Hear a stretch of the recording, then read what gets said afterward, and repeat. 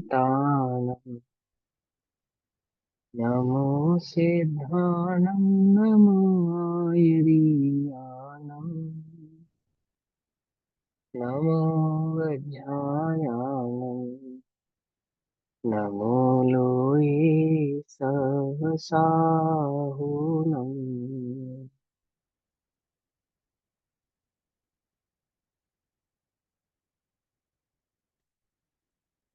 मङ्गलं भगवान् वीरो मङ्गलं गौतमो गणी मङ्गलं कुन्दकुन्दार्त्यो जैनधर्मोऽस्तु मङ्गलम् सर्वमङ्गल्यमाङ्गल्यम् सर्वकल्याणिकारकम् प्रधानां सर्वधर्माणां जैनं जयतु शासनम्।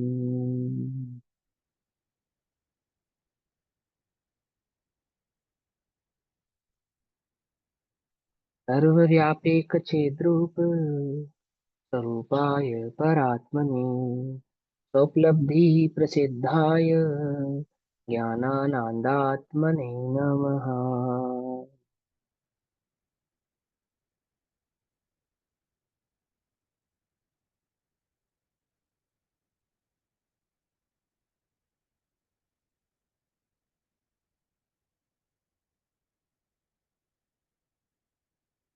हमारे दोपहर कालीन स्वाध्याय का विषय चल रहा है श्री प्रवचन सारजी प्रमागम। श्री प्रवचन सारजी प्रमागम का स्वाध्याय हम सभी आचार्य अमृत चंद्र देव द्वारा रचित तत्व प्रदीपिका तथा आचार्य जयसेन देव द्वारा रचित तात्पर्य वृत्ति टीका के आधार से कर रहे हैं। भाव चल रहा है तत्व प्रदीपिका के अंतर्गत गाथा नंबर 83, 83 नंबर की गाथा का पेज नंबर 207 है ना। 207 पेज नंबर पे 83 नंबर गाथा जो तत्व प्रदीपिका है ना, इसकी हमें तात्पर्य वृत्ति टीका पढ़नी है। तो तात्पर्य वृत्ति टीका में ये गाथा 90 हो जाती है। तो टीका पढ़ने से पहले एक बार गाथा पढ़ते हैं, पहले गाथा पाठ करते हैं। दव्वादीषु मूढो भावो जीवस्य हवदिमोहुति शोभादि तेणुच्छरणो पप्पारागं वधो संवा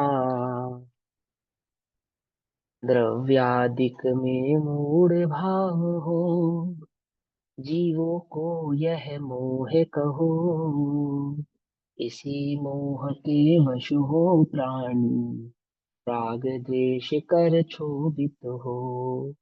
है ना, मोह के स्वरूप की चर्चा चल रही है क्योंकि मोह के अभाव को ही मार्ग कहा है। मुक्ति का मार्ग कहा है, सुख का मार्ग कहा है, शुद्धोपयोग कहा है, तो मोह का अभाव कहा है। और वह मोह क्या है, तो उसके स्वरूप की चर्चा यहाँ पर चल रही है। 80 नंबर की गाथा में कहा था, जो जान दी अनंतम दब्बत गुणत पच्चेति, अनंतों को द्रव्य गुण पर्याय से जानेगा, आत्मा को द्रव्य गुण पर्याय से जानेगा, उसका मोह नाश को प्राप्त होगा। और मोह का नाश को प्राप्त होना ही शुद्धोपयोग का कारक है, और वह शुद्धोपयोग क्या देने वाला है? अनंत ज्ञान अनंत सुख देने वाला है। तो वह अनंत सुख अनंत ज्ञान के प्रतिपक्षी या प्रतिलक्षी जीव को क्या चाहिए? शुद्धोपयोग चाहिए, जो मोह के अभाव के बिना होता नहीं है। वह मोह कैसे अभाव को प्राप्त हो, तो उसका स्वरूप यहाँ पर चल रहा है 83 नंबर की गाथा में। टीका पढ़ने से पहले दो बात। सबसे पहले एक शब्द है परिपंथी शब्द, है ना। तो परिपंथी शब्द का अर्थ मैंने कल की कक्षा में शायद ऐसा किया कि संपूर्ण प्रकार के मार्ग का लुटेरा या संपूर्ण मार्ग। परिपंथी माने संपूर्ण मार्ग। परिपंथी शब्द का अर्थ लुटेरा होता है। पंथ का मतलब होता है मार्ग। पंथ का मतलब होता है मार्ग, और मार्ग पर चलने वाले को कहते हैं पंथी। पंथी को छाया नहीं फल लागे अति दूर, पढ़ा होगा ना आपने। पंथी माने वो जो श्रमिक, वो जो मार्ग में चलने वाला जीव है, उसको पंथी कहते हैं। पंथ माने मार्ग होता है। परिउत्सर्ग लग जाने से परिपंथी शब्द का ही अर्थ बदल जाता है। परिपंथी शब्द बन जाता है लुटेरा, मार्ग को लूटने वाला लुटेरा। अब समय सार में आपने पढ़ा होगा, मार्ग नहीं लुटता, मार्ग में चलने वाला जीव लुटता है। जीव लुट गया तो उसको कहते हैं मार्ग लुट गया, है ना, वो मार्ग लुटता है। तो यहाँ पे भी यही बात कही है कि जो रत्नात्रय का मार्ग है, वो मोक्ष का जो मार्ग है, उस मार्ग पे चलने वाले जीव को लूटने वाला कौन है? वह मोह है। मोह है। तो मार्ग का लुटेरा कौन है यहाँ पर? परिपंथी कौन है? लुटेरा कौन है? वो मोह है। तो मोह की चर्चा यहाँ पर चल रही है। एक दूसरा शब्द आया यहाँ पे, 25 प्रकार के दोषों की बात आई 207 नंबर के पेज पर, 89 नंबर की गाथा तात्पर्य वृत्ति टीका में, गाथा में, गाथा की टीका में शब्द आया 25, तीन मूर्ता आदि 25 दोष। तो प्रश्न ये है कि भैया 25 दोष कौन कौन से होते हैं? तो तीन मूर्ता, सबसे पहले तो देव के संदर्भ में मूर्ता, गुरु के संदर्भ में मूर्ता, और मार्ग या क्या कहो शास्त्र के संदर्भ में मूर्ता, तीन मूर्ता। और 8 प्रकार के मद, 8 प्रकार के मद, 6 प्रकार के अनायतन, ठीक, और 8 प्रकार के सम्यक दर्शन में लगने वाले दोष। तो 8 दोष, 8 मद, 6 अनायतन और 3 मूर्ता मिलाकर बन जाते हैं 25 दोष। इन 25 दोषों से रहित जो सम्यक दर्शन है, छायिक सम्यक दर्शन है, उसकी यहाँ पर चर्चा चल रही है, मोह आदि से रहित। ठीक। और अब एक शब्द और है इसके अंदर, उपराग। उपराग, उपराग का अर्थ क्या होता है? उपराग का, उपराग रहित यानी कि वीतराग भाव। तो प्रश्न ये उठा कि भैया उपराग का अर्थ, उपराग रहित का अर्थ वीतराग भाव आपने कैसे किया?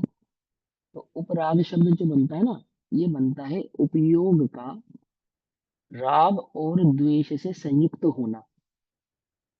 हमारा जो उपयोग है ना, ज्ञानोपयोग, इस ज्ञानोपयोग का राग और देश से युक्त होना, इसका नाम होता है उपराग। समझ में आई बात? और इस उपराग रहित, उपराग रहित यानी उपयोग का राग और द्वेष से रहित होना, ये क्या बन गया? ये बन गया वीतराग। सिंपल है ना? तो हमने ये अर्थ कैसे किया? उपराग रहित का अर्थ हमने उपयोग का राग और द्वेष से युक्त होना, ये अर्थ कैसे किया? ये हमने नहीं किया, आचार्य ने किया। कहाँ किया? इसी प्रवचनसार जी के 156 नंबर के गाथा में किया। गाथा नंबर आप 156 देखेंगे ना, तत्व प्रदीपी का, तो वहां आपको ये अर्थ मिलेगा। 423 नंबर का पेज है, 156 नंबर की गाथा है। उस 156 नंबर की गाथा पर तात्पर्य तत्व प्रदीपी का टीका है। तत्व प्रदीपी का टीका की पहली लाइन वह है, विशुद्धि तथा संकलेश रूप उपराग के कारण। देखा? मिल गया सभी को? पेज नंबर 423, 423, गाथा नंबर 156। टीका है तत्व प्रदीपिका। टीका पहली लाइन के बाद, और वह विशुद्धि, विशुद्धि माने जो सम्यक दर्शन प्रकट हुआ, तो सम्यक दर्शन प्रकट के साथ जो चारित्र की अशुद्धता है उसको विशुद्धि कहते हैं। समझे? और एक सम्यक दर्शन से रहित परिणाम में दो अवस्थाएं हैं, तथा संकलेश रूप उपराग के कारण शुभ और अशुभ रूप से द्विविधता को प्राप्त होता हुआ। आया ना यहाँ पर? तो संकलेश और विशुद्धि से होने उपराग, संकलेश तथा विशुद्धि रूप जो उपराग है, उस उपराग के कारण क्या होता है? उपयोग शुभ और अशुभ रूप परिणमित होता है। जब गाथाओं की तारतम्यता पढ़ेंगे ना, 3 गाथा पीछे, 3 गाथा यहाँ पे, तो यहाँ उपयोग की चर्चा चल रही है। यहाँ पे ये समझा रहे हैं कि उपयोग जब शुभ भाव रूप युक्त होता है तो शुभ कर्मों का आश्रय करता है और शुभ गति को प्राप्त करता है। और यही उपयोग जब अशुभ रूप परिणमित होता है तो अशुभ कर्मों का आश्रय करता है और अशुभ गतियों को प्राप्त होता है।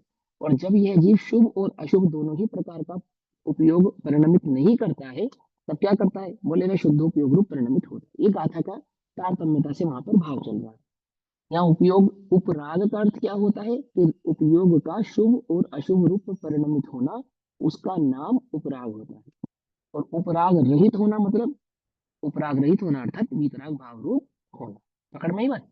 चलो, अब 83 नंबर की गाथा तत्व प्रदीपिका में तात्पर्य वृत्ति टीका चल रही है। तात्पर्य वृत्ति टीका 83 नंबर की गाथा को 90 नंबर की गाथा में कन्वर्ट करती है। Page number 209, 209।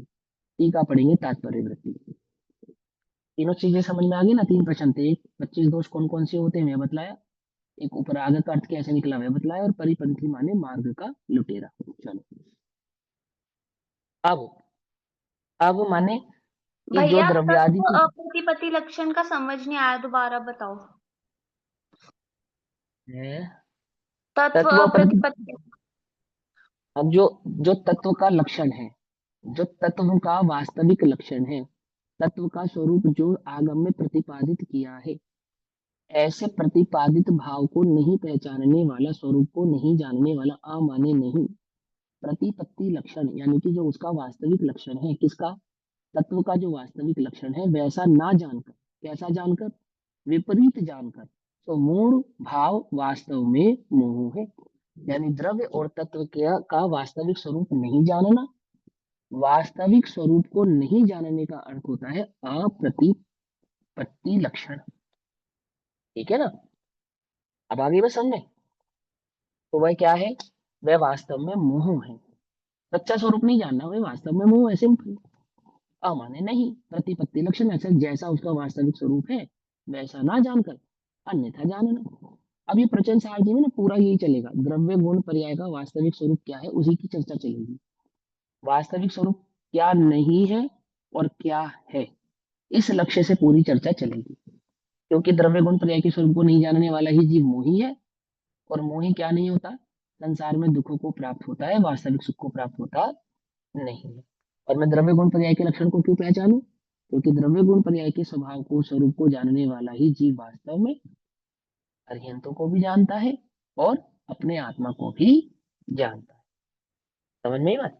चलो पेज नंबर 209 करें टीका शुरू।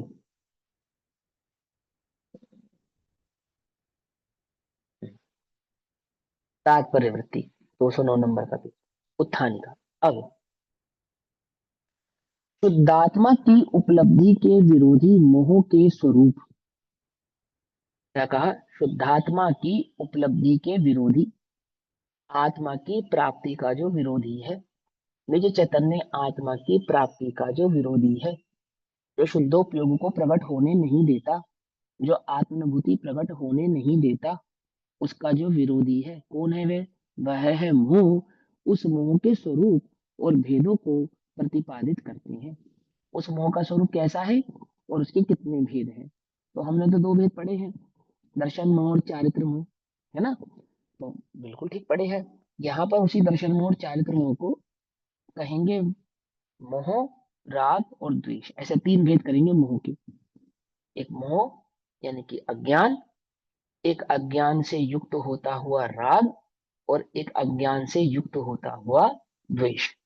क्या है ये मोह के तीन स्वरूप की चर्चा यहाँ पर करेंगे। शुद्धात्मा आदि द्रव्यों में, अब शुद्धात्मा आदि द्रव्य में ने छह द्रव्यों में, जिसमें अपना आत्मा भी आता है, अनंत आत्माएं भी आती है, सभी आते हैं ना। और फिर सभी आत्मा आदि द्रव्यों में किसी का लक्षण ज्ञान है, दर्शन है, सुख है, वीर्य है आत्मा का। और सौ द्रव्यों में किसी का अस्तित्व है, वस्तुत्व है, द्रव्यत्व आदि सामान्य लक्षण है। और कोई पुद्गल आदि लक्षण वाला है, कोई गमनागमन आदि शक्ति वाला है, कोई अन्य अन्य लक्षण वाला है। अगर पीडीएफ शेयर करने का विकल्प हो तो शेयर कर दो, नहीं हो तो कोई नहीं, आप शांति से समझो, है ना, आराम से पढ़ो, आप कोई समस्या वाली बात नहीं है, समझ में आएगा। शेयर कर सकते हो भैया, अगर आप लोग स्क्रीन इसकी क्या नाम है पीडीएफ फाइल तो कर देना किसी के पास हो तो।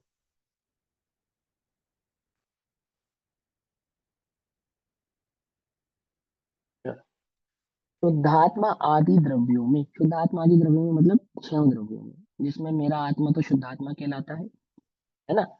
और सामान्य छह द्रव्यों में जो अन्य जीव, पुद्गल, धर्म, धर्म आदि काल सभी द्रव्य आते हैं उन द्रव्यों में।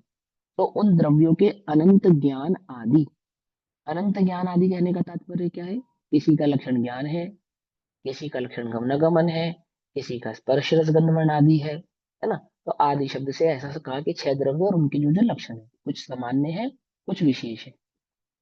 अनंत ज्ञान आदि और अस्तित्ववादी आगे ना, तो ये सामान्य लक्षण अस्तित्ववादी के अंतर्गत आ गए, और अनंत ज्ञान आदि वो विशेष लक्षण के अंतर्गत आदि विशेष सामान्य लक्षण रूप गुणों में। बिल्कुल सिंपल है, कोई मुश्किल तो नहीं समझने में, लाइन का अर्थ है ना। वो कहते हैं छह द्रव्य है, और उन छह द्रव्यों में कुछ विशेष लक्षण वाले हैं और सामान्य लक्षण वाले हैं। विशेष लक्षण छह द्रव्यों को छह भागों में विभाजित करते हैं, और सामान्य लक्षण द्रव्य के स्वरूप को प्रतिपादित करते हैं लक्षण रूप गुणों में।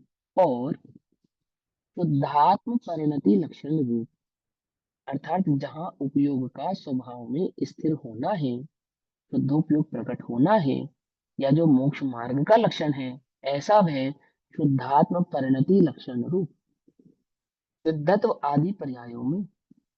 तो उसमें जीव के दो भेद है ना, संसार और मुक्त। संसार और मुक्त ऐसे दो जीव के भेद है ना।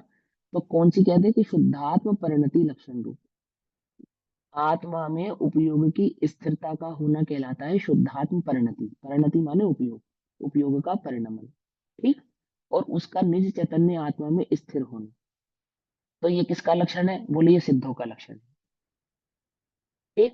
तो कहते हैं शुद्धात्म परिणति लक्षण रूप सिद्धत्वादि पर्यायों में यथा संभव, जिसमें जो संभव है, जिसकी जो योग्यता है, जिसका जो स्वरूप है, यथा संभव पूर्व कथित और आगे कहे जाने वाले इन पूर्वोक्त द्रव्य गुण तथा पर्यायों में। यथा संभव अर्थात जिसका जो लक्षण है। किसी का लक्षण ज्ञान आदि है तो ज्ञान आदि से पहचानना, सामान्य विशेष आदि लक्षणों से सामान्य विशेष आदि को पहचानना, अन्य द्रव्यों को अन्य द्रव्यों से लक्षण को से पहचानना, जीव के मुक्त और संसारी भाव को पहचानना। ठीक है ना। ऐसा क्यों कहा उन्होंने? क्योंकि लोक में एक सांख्य मति है जो जीव के दो भेद स्वीकार नहीं करता। कौन कौन सा? संसार और मुक्त। ऐसे दो भेदों से जीव को स्वीकार नहीं करता। वो कहता है जीव का एक ही स्वरूप है, बस एक ही स्वरूप है। और क्या है वो मुक्त स्वरूप है। जीव का संसार स्वरूप है, ऐसा कौन स्वीकार नहीं करता?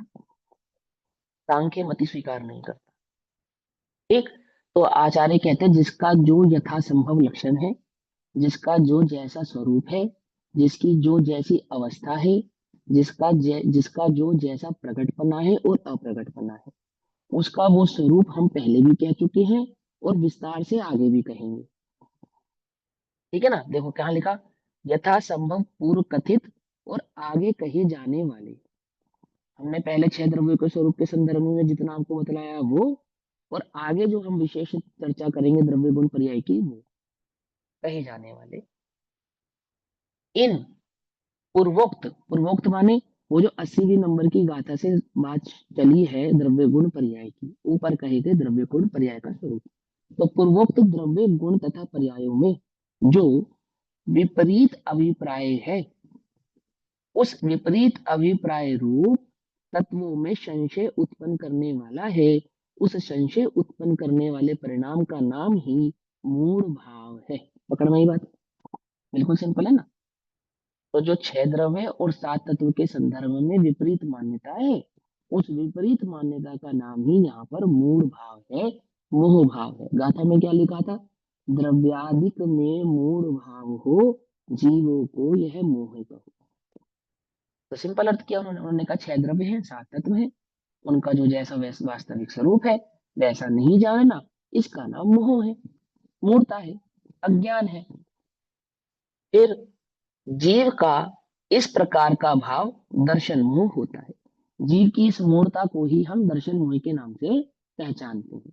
कहीं उसको मूढ़ भाव कहते हैं, कहीं उसको मोह कहते हैं, कहीं उसको दर्शन मोह कहते हैं, कहीं इसी को अज्ञान भी कहते हैं, और कहीं इसी को मिथ्यात्व भी कहते हैं। एक अर्थवाची है। ठीक है ना। मिथ्यात्व कहना, मूढ़ भाव कहना, दर्शन मोह कहना, अज्ञान कहना, ये सब कैसे है? एकार्थवाची है।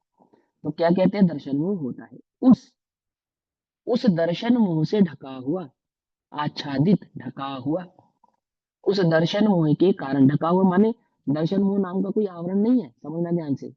उल्टा नहीं पकड़ना, आवरण भी है, लेकिन वहां आवरण की बात नहीं है। ये आगे स्पष्ट करेंगे, आगे आने वाली गाथाओं में ना आपको ये बात समझाएंगे कि कोई कर्म के उदय के कारण दर्शन मोह नहीं हुआ है।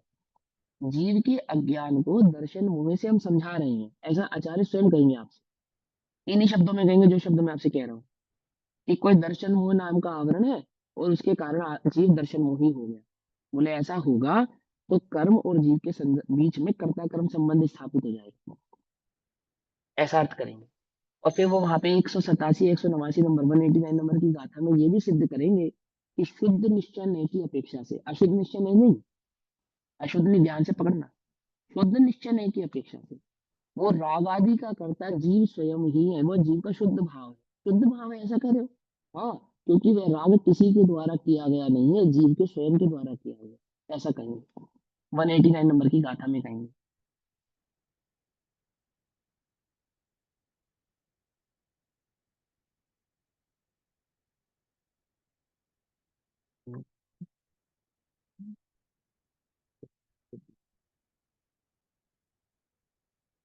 हाँ,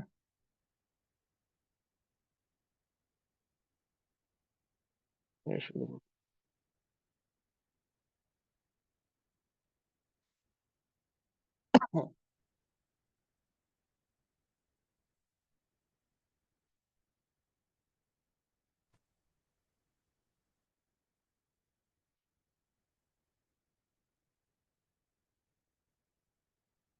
पढ़ लेना एक बार, मैंने पढ़ा था तो मुझे ध्यान है। अ, संक्षेप है, संक्षेप है, निश्चय से निर्दिष्ट या कथित है, किसके कर्ता द्वारा कथित है, अनंत निर्दोष परमात्मा द्वारा कथित है। आप पढ़ लेना, मैंने आपको बता दी, गाथा नंबर 189 है, 89, 189 है, 188 है। अब ये प्रश्न पे आते हैं, तो वहां पे बोलेंगे, सिंपल सी बात समझो, यहाँ पे वो ये कहेंगे कि जीव के जो जो परिणाम उत्पन्न हुए, और जीव के वो परिणामों का कर्ता जीव स्वयं है, वो किसी अन्य के द्वारा किया गया नहीं है। तो ये बात मैं यहाँ पे पहले समझाता हूँ, क्या कहते हैं, उस दर्शन मुंह से ढका हुआ। अब दर्शन मुंह से ढका हुआ तो समझाने की अपेक्षा से, वास्तव में उस दर्शन मुंह रूप परिणमित होता हुआ ये जीव, अज्ञान रूप परिणमित होता हुआ ये जीव, निराकुल आत्म तत्व से विपरीत क्षोभ द्वारा, क्षोभ माने दुख के द्वारा दुखी होता हुआ, आत्मा का स्वभाव कैसा है, निराकुल है, आकुलता रहित है।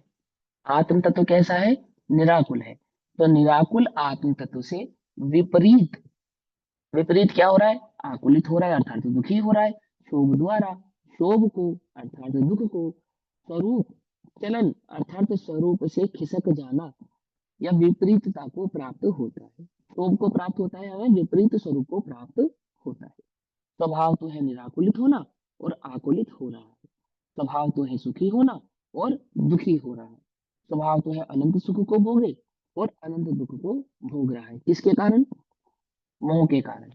क्या है वह मोह, तत्वों के स्वरूप का सही जानकार नहीं होना, सही खबर नहीं होना, सही प्रतीति नहीं होना, सही श्रद्धान नहीं होना। क्या है ये, इसका नाम ही वास्तव में मोह है।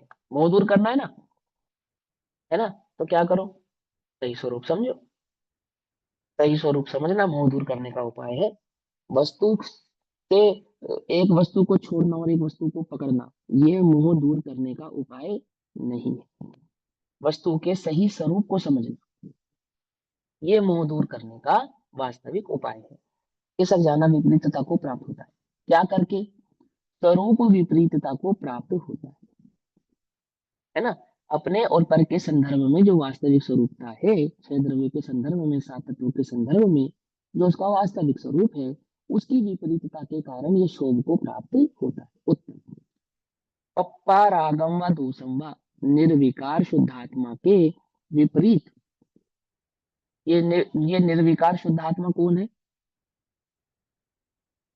ये निर्विकार शुद्धात्मा कौन है? मैं हूँ, मैं स्वयं। मैं स्वयं हूँ, है ना। और वो निर्विकार शुद्धात्मा कहाँ है, मेरे अंदर है, कहीं भीतर छुपा हुआ है? नहीं, ये जो उपयोग है ना, वर्तमान में प्रकट, ये आत्मा का लक्षण है। जब हम कहें मैं, तो हमें मैं से मेरा ये उपयोग पकड़ में आना चाहिए। हम उपयोग को मैं ना मानकर उपयोग के भीतर किसी को मैं मानते हैं, ये हमारी कल्पना है। क्या कहा, जब मैंने आपसे कहा मैं, तो आपका ध्यान कहाँ गया, है ना, मैं पे। जब हमने कहा मैं, या मैंने कहा मैं स्वयं कह रहा हूं मैं, तो मेरा ध्यान कैसे जाता है कि अंदर कहीं, मैं अंदर कहीं नहीं है। ये जो उपयोग है ना, ये मैं हूं, ध्यान यहाँ जाना चाहिए। इसको तो हम इग्नोर कर देते हैं, लक्षण को तो इग्नोर कर देते हैं, तो लक्ष्य को कैसे पकड़ेंगे। लक्षण और लक्ष्य कैसे होते हैं, अभेद होते हैं। लक्षण को इग्नोर कर देने से क्या लक्ष्य पकड़ में आएगा, वस्तु पकड़ में आएगी, नहीं पकड़ में आएगी। तो क्या होगा, उपयोग कल्पना मात्र करके रह जाएगा, मैं की कल्पना मात्र रह जाएगी। हमें मैं समझ में आना चाहिए, हमें मैं की कल्पना नहीं करनी है। मैं कौन है, मैं ये प्रकट उपयोग है, इसका नाम मैं है, मैं हूं। और इसका ही क्या होना, मूड होना, क्या हो गया, ये मेरे दुख का कारण है। और यही वस्तु के स्वरूप को वास्तविक समझे, अर्थात मैं वस्तु के वास्तविक स्वरूप को समझूं, मैं माने ये जो प्रकट उपयोग है, तो क्या हो जाएगा मेरा, मैं सुखादि भाव को प्राप्त हो जाऊंगा। पकड़ में आई बात नहीं, पकड़ में, है ना। जब हम कहें मैं, तो मैं कौन, मैं, कहेंगे तो मैं लेकिन हमारा उपयोग अपने को पकड़े तो मैं पकड़ में आता है, अन्यथा मैं की कल्पना भर ही रहती है। गलत तो नहीं कह रहा मैं, ऐसा ही है ना। जब हमने कहा था मैं, तो हमें उपयोग को इग्नोर करके मैच देख रहे थे ना, या नहीं कर रहे थे, बोलो। ये तो नहीं जी है मैं, भैया, हाँ। हाँ, है मैं भी ना। देखती थी, आपने भी बताया जो हाँ, प्रगट उपयोग है वही मैं, मतलब मैं अभी हूँ, जो हाँ। वर्तमान में। ठीक। अगर इसका निरादर करोगे, रहस्यपूर्ण चिट्ठी में लिखिए ये बात, और सम्यक सन्मुख मिथ्या दृष्टि के संदर्भ में भी लिखिए ये बात। ये जो प्रगट ज्ञान है ये मैं हूँ। इस प्रगट ज्ञान के द्वारा अपने स्वरूप को जानता है, पहचानता है, इसका अनुभव करता है। अब इसको इग्नोर कर दिया और किसी मैं की कल्पना करी, तो कार्य कैसे होगा, कहाँ से लाएंगे हम मैं को, क्योंकि अंदर में तो वो कहीं है ही नहीं। क्या समझे, अंदर में कहीं नहीं है वो। ज्ञान की ये जो तरंग है यही मैं हूँ, समझे। इसको इग्नोर नहीं करना, इसका आदर करना। देखो क्या कहते हैं, निर्विकार शुद्धात्मा के विपरीत, निर्विकार शुद्धात्मा का विपरीत क्या है, इष्ट अनिष्ट इंद्रिय विषयों में हर्ष विषाद रूप चारित्र मोह नामक राग द्वेष को प्राप्त करके, है ना। दर्शन मोह कहा अज्ञान, और चारित्र मोह कहा राग और द्वेष। क्या किस परिपाटी से चल रहे हैं, अध्यात्म की परिपाटी में मिथ्यात्व यानी कि अज्ञान एक राग और एक द्वेष है। राग और द्वेष को मुंह कहीं नहीं देंगे, वो तो कह रहे हैं वास्तविक राग और द्वेष तो वही है जो मोह से युक्त है। समझ में बात। तो एक मोह यानी कि अज्ञान, और दूसरा भेद क्या हुआ, राग, और तीसरा भेद हुआ द्वेष। एक अज्ञान है, अज्ञान से युक्त होता हुआ राग, और अज्ञान से युक्त होता हुआ एक द्वेष है। अब आचार्य जयसेन देव ने इसको थोड़ा स्पष्ट किया, उन्होंने कहा देखो भाई, एक मोह है अज्ञान विपरीत श्रद्धान, और एक चारित्र मोहिनी के दो भेद है राग और द्वेष। ऐसे तीन प्रकार का मोह हो गया। दर्शन मोह और चारित्र मोह नाम के दो प्रकार के मोह को तो हमने पढ़ा और सुना ही है ना। तो आचार्य जयसेन देव ने कहा कि वो जो चारित्र मोहिनी को नाम से जो तुम जानते हो ना, हम उसके दो भेद कर रहे हैं, एक राग रूप और एक द्वेष रूप। ऐसा क्यों कर रहे हो आप, क्योंकि एक शुभोपयोग रूप रहेगा, एक अशुभोपयोग रूप रहेगा।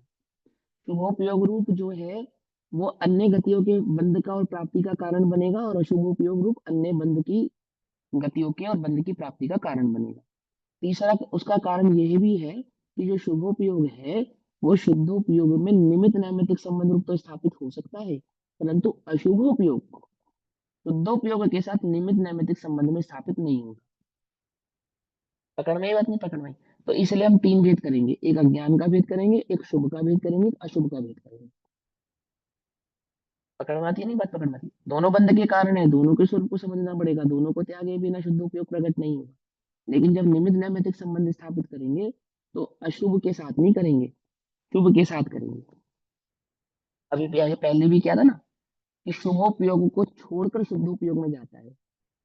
आपने अशुभोपयोग को छोड़कर क्यों नहीं जाता, शुभोपयोग के से डायरेक्ट शुद्धोपयोग नहीं होता इसलिए नहीं जाता। शुभोपयोग के के बाद ही शुद्धोपयोग होता है, इसलिए वहां पे शुभोपयोग को छोड़कर शुद्धोपयोग में जाता है, ऐसा शब्द कहा। आ रही बात समझ में, पकड़ पा रहे हो सब बात को, नहीं पकड़ पा रहे हो? तो वहाँ तीन भेद कर रहे हैं। अब वहाँ यहाँ क्या कहते हैं कि वो मोह के तीन भेद है, एक अज्ञान, एक राग और एक द्वेष। तो कहते हैं कि निर्विकार शुद्धात्मा के विपरीत क्या है, इष्ट अनिष्ट इंद्रियों में, इंद्रिय के विषयों में जो हर्ष विषाद रूप चारित्र मोह नामक राग और द्वेष को प्राप्त करके स्वरूप विपरीतता को प्राप्त होता है। दर्शन मोह भी आ गया ना इसके अंदर, स्वरूप की विपरीतता को प्राप्त होता है। कैसे विपरीत प्राप्त होता है, कि जिसको तुम चारित्र मोहिनी का भेद समझते हो ऐसा वो राग और द्वेष, ऐसे पांच इंद्रिय के विषयों में किन किन्हीं विषयों से राग करता है, किन्हीं विषयों से द्वेष करता है, किन्हीं को प्राप्त करना चाहता है, किन्हीं को प्राप्त नहीं करना चाहता है, किन्हीं को सुख का कारण मानता है और किन्हीं को दुख का कारण मानता है। जब इंद्रियों को सुख का कारण मानेगा तो शुभ को उपादेय मानेगा, और इंद्रिय दुखों को दुख का, इंद्रिय के विषयों को दुख, जिन विषयों को दुख का कारण मानेगा, वो विषय दुख के जो कारण है, ऐसे विषय जिसके कारण प्राप्त होते हैं, ऐसे अशुभ उपयोग को हे मानेगा। और वो जो अनुकूल लगने वाले इंद्रियों के विषय हैं, वो शुभ उपयोग से प्राप्त होते हैं, तो शुभ उपयोग को उपादेय मानेगा। तो एक को उपादेय मानेगा, एक को उपादेय नहीं मानेगा, हे मानेगा। किसके कारण मानेगा? अज्ञानता के कारण मानेगा, विपरीतता के कारण मानेगा। तो वह अज्ञान, और अज्ञान कैसा है कि कोई शुभ भाव तो सुख रूप लगता है, उपयोग क्यों लगता है? क्योंकि उससे इंद्रिय विषयों की प्राप्ति होती है। और कोई उपयोग दुखमय लगता है, क्यों? क्योंकि उससे इंद्रिय विषयों की प्राप्ति नहीं होती है, अथवा अनुकूल विषयों की प्राप्ति नहीं होती है। तो अनुकूल लगने वाले विषयों को चाहता है और प्रतिकूल लगने वाले विषयों को नहीं चाहता है, ऐसा राग और द्वेष रूप परिणमित होता है। और ये चाहना क्यों होता है? बोले विपरीतता के कारण, अज्ञान के कारण ऐसी चाहत इस जीव को उत्पन्न होती है। ठीक, तो कहते हैं इससे यह स्वरूप विपरीतता को प्राप्त होता है। प्रश्न, इससे क्या कहा गया है? आप ये बात बतलाकर आप हमसे क्या कहना चाहते हैं? इससे यह कहा गया है कि मोह अर्थात दर्शन मोह और राग द्वेष, ये दोनों चारित्र मोह इस प्रकार तीन भूमिका वाला मोह है। मोह की तीन भूमिका है, हम आपसे ये कहना चाहते हैं, एक अज्ञान रूप, एक राग रूप, और एक द्वेष रूप। ये तीन प्रकार का मोह है, ठीक है ना? दर्शन मोह और चारित्र मोह दो भेद हमने समझे थे, यहाँ पे तीन भेद करे। चारित्र मोह में राग को अलग काउंट किया और द्वेष को अलग काउंट किया, क्योंकि दोनों के फल भी अलग अलग हैं और दोनों के संदर्भ भी अलग अलग, आगे आपको विस्तार से समझाएंगे। अब आगे क्या कहते हैं? अब 84 नंबर की गाथा, तत्व प्रतीपिका, पेज नंबर 209, प्रचन सार जी कहते हैं, अब 84 नंबर की गाथा में कहते हैं कि अब तीनों प्रकार के मोह को अनिष्ट कार्य का कारण कहकर, एक इष्ट का कारण है, एक अनिष्ट का कारण है, ये तो विपरीत मान्यता है, ये तो विपरीत मान्यता है, ये तो तीनों ही अनिष्ट कारक है। कौन कौन सा? मोह तो अनिष्ट कारक है ही, चारित्र मोह के संदर्भ में वर्तने वाला वो जो राग और द्वेष है, वह भी कैसा है? अनिष्ट कारक ही है, ऐसा कह रहे हैं। ठीक, तो क्या कहते हैं? तीनों प्रकार के मोह को अनिष्ट कार्य का कारण कहकर उसका क्षय करने को सूत्र कहते हैं। कौन सा मोह अभाव करने योग्य है? बोले तीनों ही प्रकार का मोह अभाव करने योग्य है। अज्ञान तो अभाव करने योग्य है ही, परंतु राग और द्वेष रूप जो चारित्र मोह के भेद हैं, वे भी अभाव करने ही योग्य है, अभाव उनका करना ही चाहिए, ऐसा कहते हैं। 84 नंबर की गाथा, मोहेन वा रागेण वा दोषेण वा पर्णदस्य जीवस्य जायदि विविहो बन्धो तम्हाते शंखवत् विद्दब्बा। मोह राग या द्वेष भाव में परिणमता है जीव जब ही। सुनो ध्यान से, कौन परिणमित होता है? जीव परिणमित होता है। कहाँ परिणमित होता है? मोह या राग द्वेष भाव में परिणमित होता है। कब परिणमित होता है? बोले जब परिणमित होता है। समझे या नहीं समझे? जब भी, जब जब यह जी, जब जब मैं माने, मैं पकड़ में ही आती है, पकड़ में आना चाहिए। मैं क्या करता हूँ? जब जब मैं मोह राग या द्वेष भाव में परिणमता है जीव जब ही भांति भांति के कर्म बंधे इसलिए नाश के योग्य सभी। भिन्न भिन्न प्रकार के कर्मों का आश्रय होता है। मोह से अन्य प्रकार के कर्मों का आश्रय होता है, राग से अन्य प्रकार के कर्मों का आश्रय होता है, द्वेष से अन्य प्रकार के कर्मों का आश्रय होता है। क्योंकि ये तीनों ही परिणाम बंध के कारक हैं, इसीलिए ये तीनों ही अभाव के योग्य हैं। पकड़ में बात नहीं पकड़ी है ना? जैसे अज्ञान सहित शुभोपयोग, अज्ञान सहित शुभोपयोग भले ही स्वर्ग आदि का कारण हो, परंतु 41 आदि प्रकृति की बंध विच्छित्ति तो होती नहीं है। अज्ञान रहित शुभोपयोग कि 41 प्रकृतियों के कर्म की बंध के कारक नहीं होने पर भी संसार में शुभादि गतियों के बंध का कारक होता है। और अशुभोपयोग तो वह अशुभ गतियों के बंध का कारक होता है। अशुभ संयोग, अशुभ गति, अशुभ भाव बंध के कारक है। शुभोपयोग, शुभ गति, शुभ भाव, शुभ बंध के कारक है। अज्ञान संसार का कारण है, क्योंकि क्योंकि बंध दुख रूप है, क्योंकि बंध में शुभ और अशुभ का भेद नहीं है, क्योंकि बंध में शुभ और अशुभ का भेद मानना मिथ्या है, विपरीतता है। इसीलिए एक बंध शुभ कर है यानी सुख कर है, एक बंध दुख कर है। ऐसा वह मोही तीनों ही प्रकार के आश्रमों को प्राप्त होता हुआ भिन्न भिन्न जाति के आश्रमों को प्राप्त होता। एक बात। दूसरी बात, अज्ञान का नाश होने पर भी शुभ और अशुभ उपयोग बंध के कारक होने से मुक्ति के कारक नहीं है। आश्रव के संदर्भ में, बंध के संदर्भ में विपरीत मान्यता नहीं रखने वाला वह जो ज्ञानी है, न शुभ रूप परिणमित होना चाहता है, न अशुभ रूप परिणमित होना चाहता है। क्यों? क्योंकि वह जानता है शुभ और अशुभ भी बंध के कारक है। इसीलिए इसीलिए क्या कि खाली मोह नहीं, राग और द्वेष का भी अभाव करने योग्य ही है। तो भांति भांति के कर्म बंधे, इसलिए नाश के योग्य सभी। क्या कहते हैं? अन्वयार्थ 210 नंबर का पेज। मोह रूप, राग रूप अथवा द्वेष रूप परिणमित जीव के। अब ये जीव मोह रूप, राग रूप और द्वेष रूप कैसे परिणमित होता है? कैसे परिणमित होता अपने है? अज्ञान के कारण। हाँ, ये उपयोग का परिणमन, ये जीव का परिणमन है। जीव कहाँ? उपयोग जहां। उपयोग क्या है? जीव का लक्षण है ना? कि नहीं भैया मैं तो राग नहीं कर रहा पर दुख हो रहा है। अरे कैसी बात कर रहा है? कैसी बात कर रहा है? क्या समझे? नहीं वो मैं कर नहीं रहा हूँ, वो हो रहा है। अरे ये जरा उपयोग परिणमित हो रहा है। ये उपयोग राग रूप परिणमित हो, ये उपयोग द्वेष रूप परिणमित हो, ये उपयोग अज्ञान रूप परिणमित हो रहा है। कुछ बात समझ रही है? मैं करना नहीं चाह रहा, बस हो रहा है। कौन हो रहा है? वो कौन है जो करना नहीं चाह रहा, और वो कौन है जो हो रहा है? कुछ नहीं है और कुछ, ये तेरा उपयोग है, यही परिणमित हो रहा है। ये इसको हटा। कहाँ से हटा? अज्ञान से हटा। इसको हटा, राग से हटा, द्वेष को हटा। क्यों?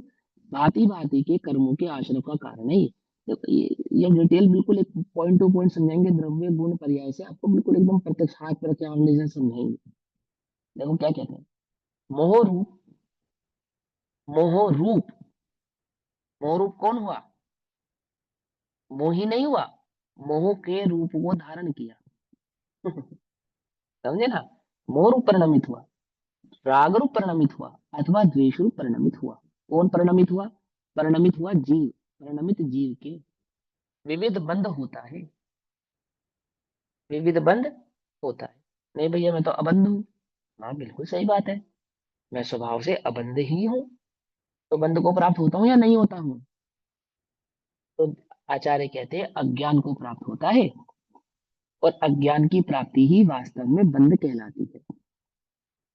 जीव किससे बंधा है? अपने उपयोग से बंधा है। समझे नहीं समझे? बंधे एक रागादिक अशुद्ध उपयोग सो, कर्म जाल वर्गणा सो, जग में न बंधे जीव। कर्म जीव को नहीं बांधते, ऐसा समय में लिखा है ना? तो फिर जीव को कौन बांधता है? यह भी समय में लिखा है कि जीव का अपना अज्ञान भाव ही जीव को बांधता है। अज्ञान किसको कहना? कि परिणति का, उपयोग का अज्ञान रूप परिणमित होना, उपयोग का राग रूप परिणमित होना, उपयोग का द्वेष रूप परिणमित होना। समझना ध्यान से। अब कोई कहे नहीं भैया वो तो श्रद्धा है और राग रूप और द्वेष रूप, हमें मालूम है, चिंता नहीं करो। वो श्रद्धा भी इस उपयोग के सुधरने पे सुधरेगी।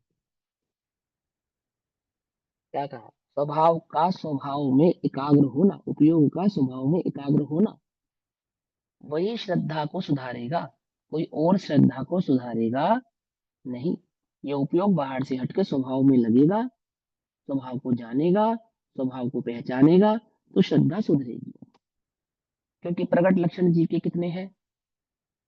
एक, उसका नाम है ज्ञान। समझे? श्रद्धा या चारित्र ये प्रकट लक्षण नहीं है, अंतर्हीन लक्षण है। किसके? ज्ञान अंतर्हीन लक्षण है। निर्णय कौन करेगा? श्रद्धा निर्णय करती है, ज्ञान निर्णय करता है? ज्ञान। बोलो। ज्ञान निर्णय करता है। ज्ञान ने निर्णय किया या नहीं किया? कि भैया ज्ञान ने तो निर्णय कर लिया, श्रद्धा का करना बाकी है। तो श्रद्धा ज्ञान से भेद रूप है क्या? कि ज्ञान ने नहीं। निर्णय कर लिया और श्रद्धा ने नहीं किया? समझे? ये समझो, है ना। कोई किसी को प्रश्न उठ सकता है ना ऐसा, कि वो तो श्रद्धा की बात है भैया, वो ज्ञान उपयोग से आप कैसे उसको समझा रहे? अरे निर्णय ज्ञान करेगा मेरे भाई। ज्ञान के निर्णय को कौन स्वीकारेगा? श्रद्धा स्वीकारेगी। वास्तव में ज्ञान की वास्तविक स्वीकृति का नाम ही श्रद्धा है। ज्ञान ने अभी स्वीकार नहीं किया है, सच्ची बात तो यह है। क्या कहा? ज्ञान ने अभी स्वीकार नहीं किया। ज्ञान स्वीकार ले तो श्रद्धा को स्वीकारने में समय लगता नहीं है, क्योंकि अभेद है। ज्ञानादि गुणों का अनंत गुणों से इस आत्मा के साथ क्या है? अभेद है। आती है बात समझ में? नहीं आती है? पहला छल, मैंने स्वीकार लिया है, श्रद्धा का स्वीकारना बाकी है। वास्तव में तो मैंने ही स्वीकार किया नहीं। पर मैं ही बात नहीं पकड़, क्यों नहीं स्वीकार किया?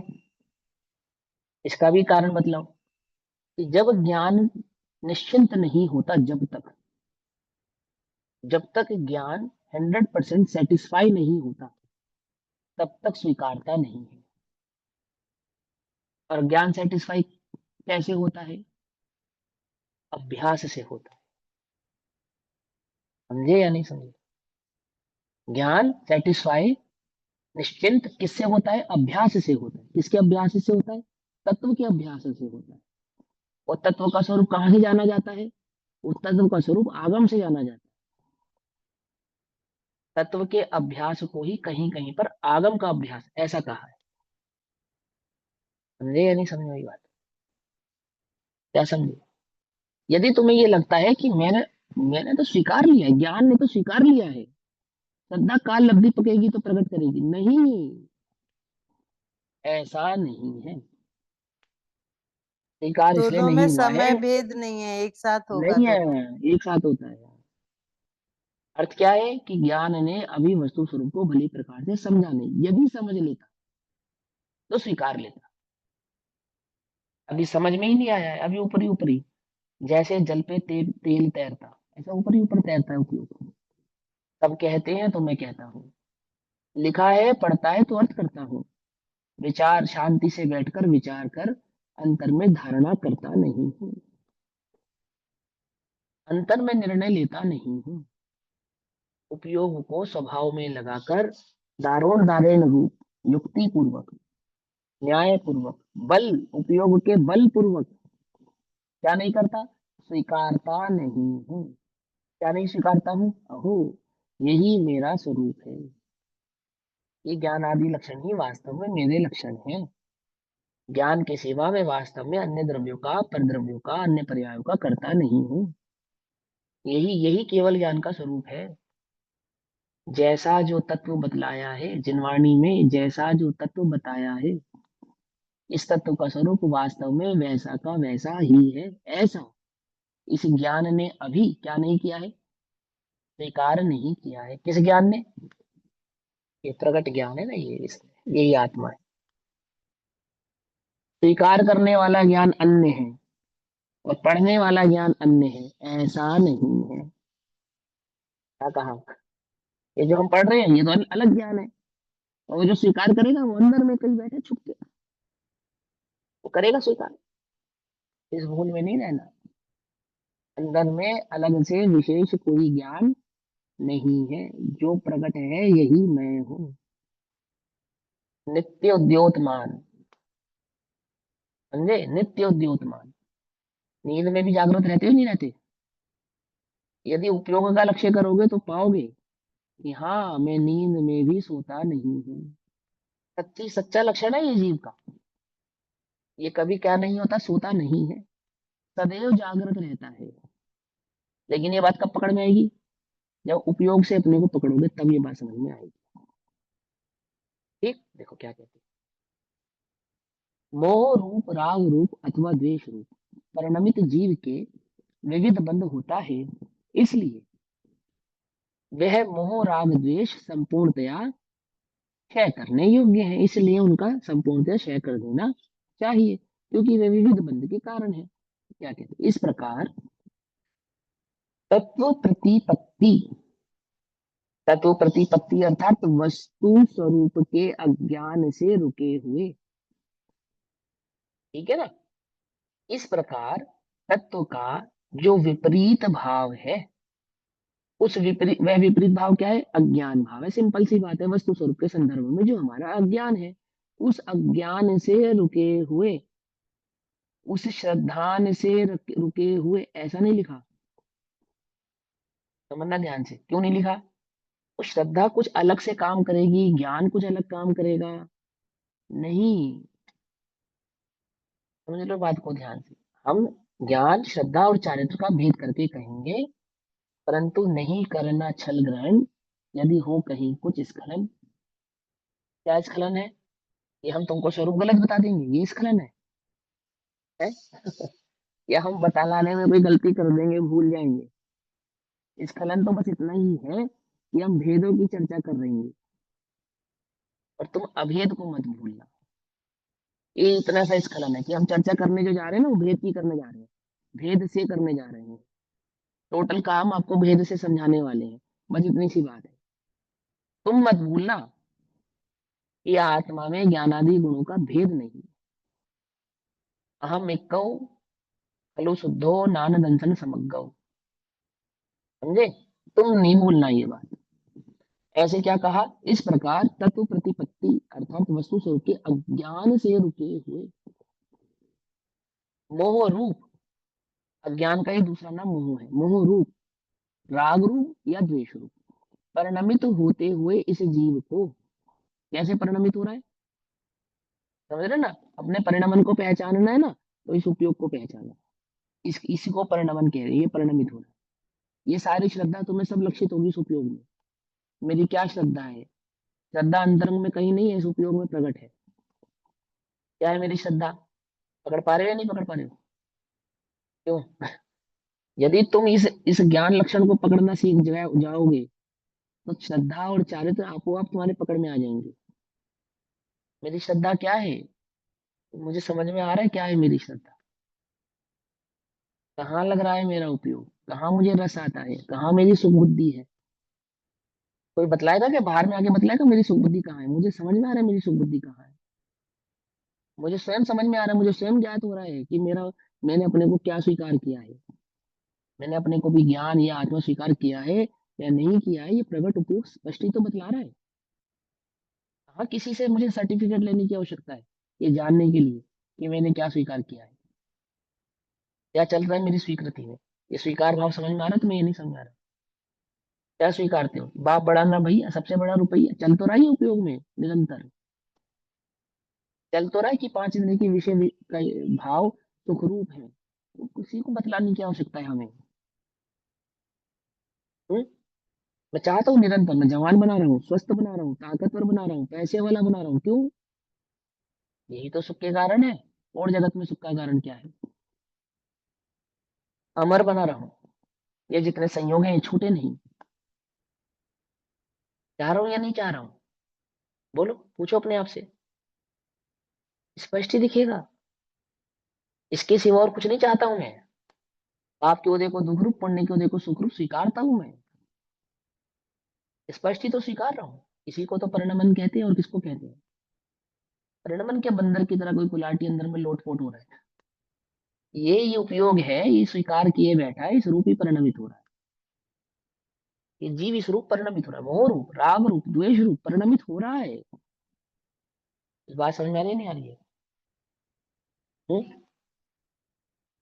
परिणमित होते हुए इस जीव को घास के ढेर से ढके हुए गड्ढे को प्राप्त होने वाले हाथी की भांति, उदाहरण समझाया था ना कल मैंने, क्या उदाहरण देंगे, एक गड्ढा है जो घास के ढेर से ढका हुआ है, और वो हाथी उस गड्ढे में 3 कारणों से गिरेगा, एक अज्ञानता के कारण, एक राग के कारण, और एक द्वेष के कारण। अज्ञानता क्या है कि ज्ञान नहीं है, वहां गड्ढा है। दूसरा, या फिर ललकारे हुए हाथी के द्वेष के कारण दौड़ेगा, या कुटनी हथनी से भोग के कारण उसके पीछे दौड़ेगा, और कहाँ जाके गिरेगा, उस गड्ढे में गिरेगा, घास से ढके हुए उस गड्ढे में जाकर गिर जाएगा। हथनी रूपी कुटनी के शरीर में आसक्त हाथी की भांति, आसक्त यानी सुख बुद्धि होने के कारण, ठीक। और विरोधी हाथी को देखकर उत्तेजित होकर उसकी ओर दौड़ते हुए हाथी की भांति। दो प्रकार के ना, एक राग के कारण और एक द्वेष के कारण। विविध प्रकार का बंध होता है, एक राग रूप बंध होता है, एक द्वेष रूप बंध होता है। फिर राग में भी दो प्रकार के राग होते हैं, शुभ राग अशुभ राग। और द्वेष भी दो प्रकार का होता है, शुभ द्वेष और अशुभ द्वेष, ठीक है। शुभ द्वेष ठीक है। भी कुछ होता है। अशुभ द्वेष। अभी समझाते हैं, विविध प्रकार का बंध होता है। इसीलिए मुमुक्षु जीव को अनिष्ट कार्य करने वाले इन मोह राग और द्वेष का यथावत निर्मूल नाश हो, इस प्रकार क्षय करना चाहिए। इसलिए मुमुक्षु जीव को है ना, क्या करना चाहिए, अनिष्ट करने कार्य करने वाले इस मोह का, इस राग का और इस द्वेष का, तीनों का ही यथावत निर्मूल नाश हो, इस प्रकार उनका क्षय करना चाहिए। क्षय किस प्रकार करे कि निर्मूल ही इनका नाश हो जाए, जड़ से ही खत्म हो जाए, इस प्रकार से इनका भाव करना चाहिए। कुछ रह जाए, कुछ नहीं रहे, ऐसा नहीं। कार्य तो ऐसा करो कि तीनों का ही नाश हो जाए। मोह का तो अभाव हो ही जाए, द्वेष का तो अभाव हो ही जाए, परंतु वह राग का भी अभाव हो जाए। क्या समझे? अभी उस राग को आगे विस्तार से समझाएंगे, और अच्छा करुणा कहेंगे उसे, करुणा ये लिखा, ये 85 नंबर की गाथा में। विपरीत समझ हो अर्थों की माने पदार्थों की। पदार्थ द्रव्य और तत्व है ना, उनको पदार्थों की। नर त्रियंचों के प्रति करुणा है। मनुष्य और त्रियंचों के प्रति करुणा होनी चाहिए, नहीं होनी चाहिए? है, करुणा होनी चाहिए। अपने बच्चों के प्रति करुणा नहीं होनी चाहिए? साधर्मिक के प्रति करुणा नहीं होनी चाहिए? क्यों? धर्म के प्रति, साधर्मिक के प्रति, पास पड़ोस के प्रति करुणा होनी चाहिए, नहीं होनी चाहिए? है। वात्सल्य होना चाहिए, करुणा नहीं वात्सल्य होता है। अब वो तो करुणा का ही तो अंत है, भेद है उसमें, क्या है, ये तो मायाचारी है। वात्सल्य होना चाहिए, करुणा के बिना कैसा वात्सल्य है? पर में इष्ट अनिष्ट कल्पना, इन्हें मोह का चिन्ह कहा। तीन है मोह के चिन्ह, एक करुणा, एक इष्टपना, एक अनिष्टपना। ये मोह के चिन्ह है। करुणा मोह का चिन्ह है, ये लिखा। इष्ट अनिष्ट तो हम मोह का चिन्ह स्वीकार लेते हैं। क्या करुणा भी मोह का चिन्ह है? कि हाँ, करुणा भी मोह का चिन्ह है। तो मुनिराजों को करुणा नहीं होती है? तो मुनिराजों को करुणा होती है, तो फिर उनके मोह का चिन्ह ही है तो। कि तू करुणा का स्वरूप नहीं जानता। तुझे लोक में करुणा कहते किसे पता ही नहीं है, और उनकी करुणा के स्वरूप को भी नहीं जानता। उनका वीतराग लक्षण है ना, वो वीतराग लक्षण उनकी करुणा है। करुणा नहीं होना ही उनकी करुणा है। क्या? नहीं समझे? किसी से राग नहीं होना, किसी से द्वेष नहीं होना, किसी को बचाने का भी प्राय नहीं, किसी को मारने का भी प्राय नहीं, किसी की रक्षा का भी प्राय नहीं। और तो क्या कहें, उल्टा नहीं पकड़ना भैया, बड़ा मुश्किल है ये। दुधारी तलवार जैसा है, तलवार पे चलने में अंतरंग में ऐसा भी परिणाम नहीं कि इसको मोक्ष हो जाए। क्या समझे? ये कैसी बात करते हो, हमने तो ऐसा पढ़ा है। और वो दर्शन विशुद्धि भावना आदि भावनाएं होती हैं, और वो तीर्थंकर बंध प्रकृति का कारण होती है तीनों लोगों के जीवों को। अरे बंध का ही तो कारण होती है प्रभु, निर्जरा का कारण नहीं होती, खुद ही तो कह रहा है तुम। तो वो तो अच्छा बंध है ना, तीर्थंकर प्रकृति का बंध होना तो अच्छा बंध है। मोक्ष मार्ग में किसी भी प्रकार के बंध को भला नहीं कहते। तो कह रहे मोह का लक्षण है ये, बंध का लक्षण है ये, इन्हें मोह का चिन्ह कहा। विस्तार करेंगे अभी, अभी तो यहाँ पढ़ रहे हैं, आ जाओ। क्या कहते हैं भावार्थ, 210 नंबर के पेज का भावार्थ। भावार्थ नंबर में तीन भाव समझाएंगे। पहला हाथ, हाथी को पकड़ने के लिए धरती में गड्ढा बनाकर उसे घास से ढक दिया जाता है।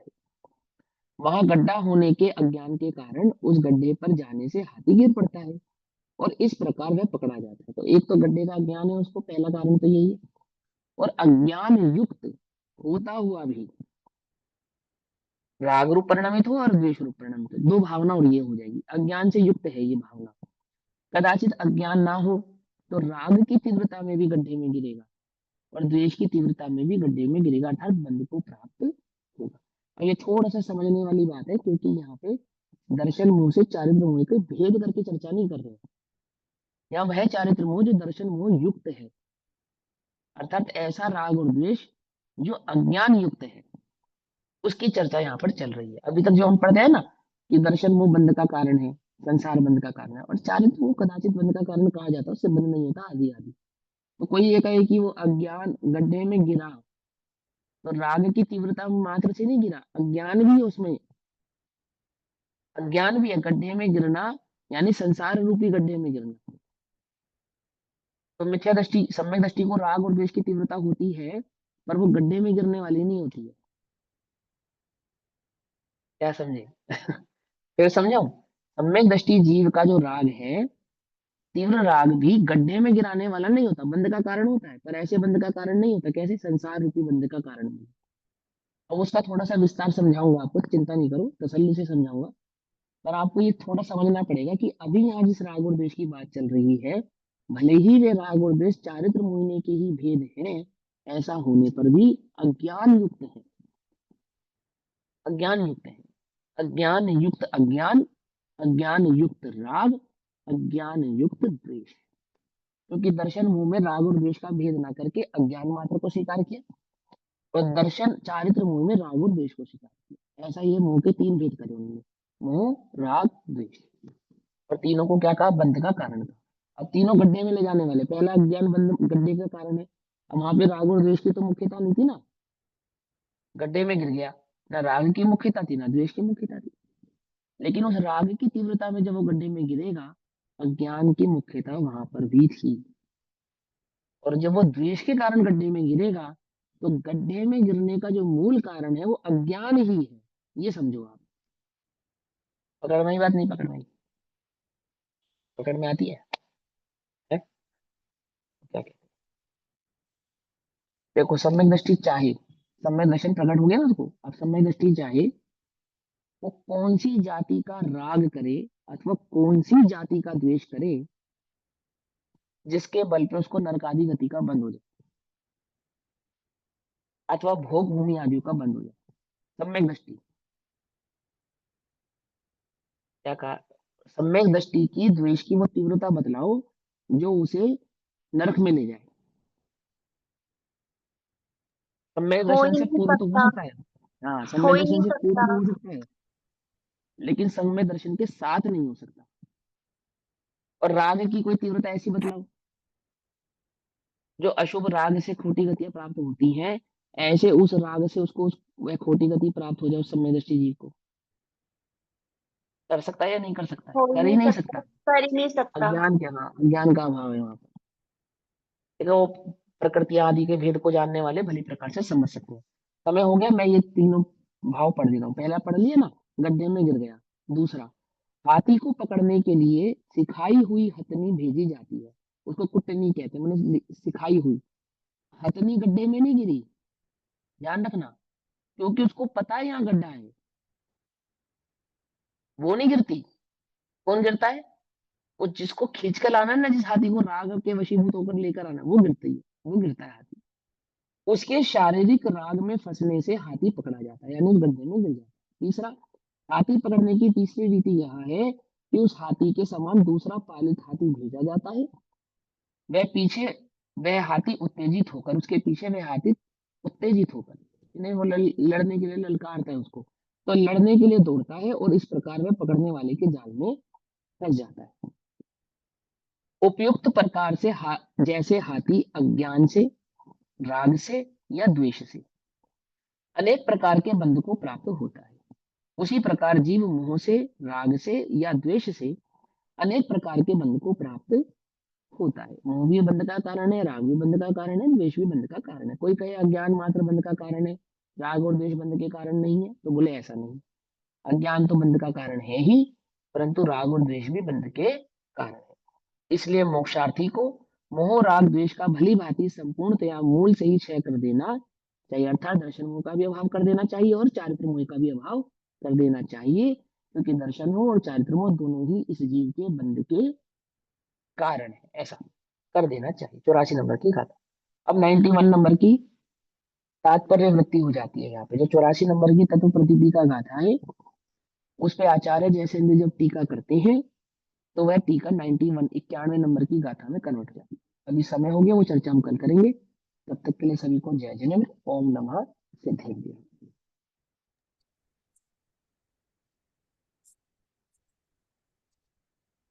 निज निधि निज में बताई, यह अनंत उपकार, उसके लिए जिनवाणी माँ को वंदना शत बार। नमो